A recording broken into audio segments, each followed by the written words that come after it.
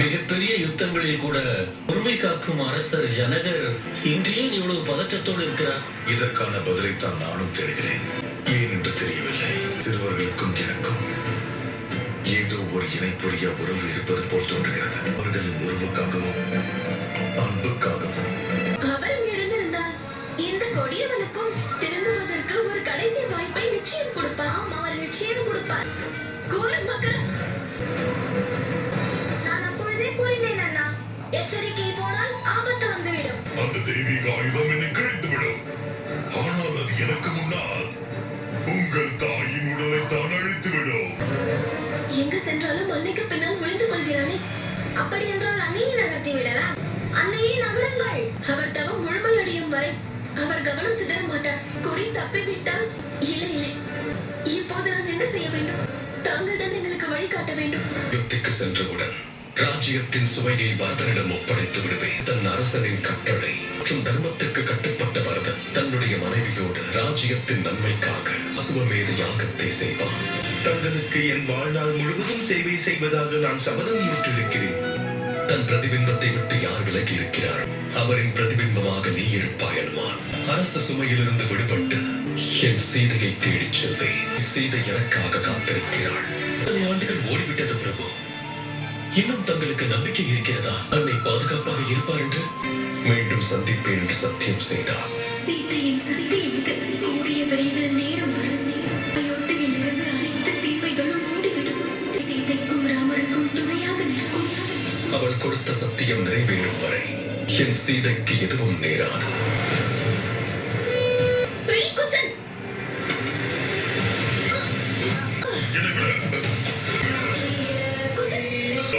சுலபமல்ல. நான் ரகுவம்சத்தை சேர்ந்த தசரத மன்னனின் புதல்வன் ராமன். எனது நற்செயல்கள் அனைத்தையும் நினைத்து தியத்தையும் சேர்த்து உம்மிடம் வேண்டிக் கொள்கிறேன். என் பிள்ளையையும் சீதையையும் காப்பாற்றுங்கள். பார்த்தீர்களா எப்படி நம் அன்னைக்கு பின்னால் ஒளிந்து கொண்டிருக்கிறான் இவன். கோழையசுரன். காளைக்கு கூட துணிவு இருந்தது. நீங்கள் அந்த காளையை விடுங்கள். அதை விட மிகவும் வீரம் அந்த பானையில் தெரிந்தது. திட்டமே அது. சிறுவர்களே, என்னை போன்ற ஒரு மாவீரனை உயிரற்ற ஒரு பொருளோடு ஒப்பிடுகிறீர்கள். விடமாட்டேன், உங்களை விடவே மாட்டேன். அம்பை செலுத்துங்கள் அண்ணா. ஆனால் இந்த திவ்ய அஸ்திரத்தின் தெய்வீக மந்திரத்தை அவர் நம்மிடம் கூறவில்லையே. திருமாலே, அதற்கான மந்திரத்தை கூறவில்லையே. நான் பெரிய தவறை இழைத்து விட்டேன். அந்த சிறுவர்கள் திரும்பவில்லை என்றால் அதற்கான காரணம் நான் செய்த தவறாகிவிடுமே. கூறினேன் அல்லவா, அவர் முதியவர் என்று.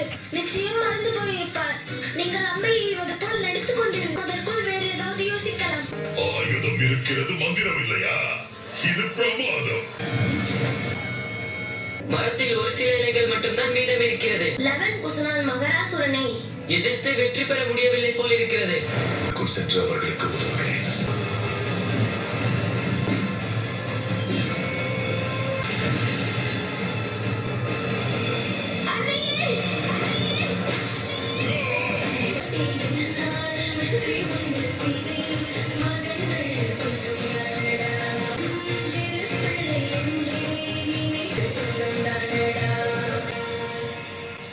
அன்னையே, எனது தவம் முடிவடைந்தது. என்னை ஆசீர்வதியுங்கள்.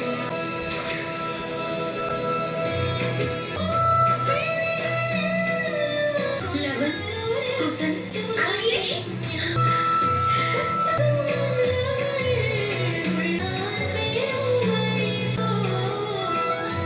லவகுஷன் வெற்றி அடைந்து விட்டார்கள். பொழுது இருவரும் கூறுங்கள். தவத்தில் இருக்கும் பொழுது என்ன நடந்தது? அது என்னவென்றால் ஐயா, கதை கூறுவதில் நான் தான் சிறந்தவன். எனக்கு கொடுங்கள் அண்ணா. நீங்கள் தியானத்திற்கு சென்றவுடன் திடீரென மிகப்பெரிய ஆபத்து வந்துவிட்டது. புதல்வர்கள் முனிவர் வால்மீகியின் சீடர்களாயிற்று. அவர்கள் ஆபத்தை கண்டு அஞ்ச மாட்டார்களே.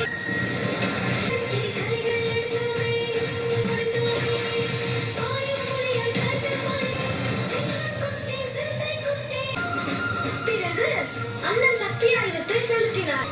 உங்களுக்கு அந்த சக்தி வாய்ந்த அம்பின் மந்திரம் தான் தெரியாதே. பிறகு பயன்படுத்தினீர்கள். பெயரை கூறினால் அனைத்து காரியங்களும் நிறைவேறுமோ? அந்த ராமனின் பெயரை சொல்லித்தான் ஆயுதத்தை செலுத்தினேன். அற்புதம் அண்ணா. நான் வெகு நேரம் இதை பற்றி சிந்தித்துக் கொண்டிருந்தேன். அந்த முதியவரை பற்றி தங்களிடம் கூற மறந்துவிட்டேன். அவர்தான் எங்களுக்கு இந்த திவ்ய ஆயுதத்தை கொடுத்தார். யாரை பற்றி கூறுகிறீர்கள் இருவரும்? மிதிலையின் அரசர் மகாராஜா ஜனகர் எங்களோடு வருவதாக கூறினார். ஆனால் நான் வேண்டாம் என்று மறுத்துவிட்டேன். எந்த பெண்மணி தங்களை போன்ற புதல்வர்களை பெற்றாரோ, இவ்வளவு பண்புகளை கொடுத்தாரோ, அவரை சந்திக்காமல் எங்கும் செல்ல மாட்டேன் என்றார். லவன், குசன், நீங்கள் இருவரும் எவ்வழியில் வந்தீர்கள்? அதோ அந்த பக்கம்தான். ஆடுகிறதே. இந்நேரத்திற்கு மேலே வந்திருக்க வேண்டுமே. அவர்கள் வந்து விடுவார்கள். லவன், குசன், என் கரத்தை பிடித்துக் கொள்ளுங்கள். என் கையை இறுக்கமாக பிடித்துக் கொண்டால் பிடி விலகவே விலகாது. அண்ணி, நீங்கள் குசனின் கரத்தை பிடிங்கள். நான் தங்கள் கரத்தை பிடித்துக் கொள்கிறேன். இது அன்னையும் மகனின் கரத்தை விட மாட்டார், மகனும் அன்னையின் கரத்தை விட மாட்டேன்.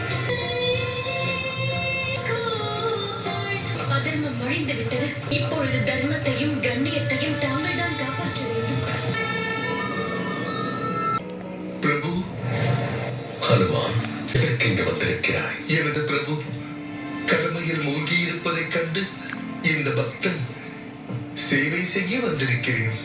கடமை என்னும் பாரத்தை இறக்கி வைக்க ஏற்பாடு செய்கிறேன். மருதனிடம் அயோத்தியின் ராஜ்யத்தை ஒப்படைக்க வேண்டும். அதற்காகத்தான் அஸ்வமேத யாகத்திற்கு விருந்தினர்களின் அழைப்புகளை தயார் செய்கிறேன்.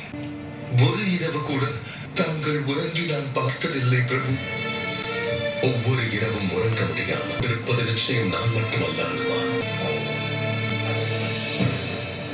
மகாராஜா ஜனகர், லவகுஷனுக்கும் வனதேவிக்கும் ஏதேனும் எதுவும் நேராது. விடுவார்கள். நிச்சயம் வந்து விடுவார்கள்.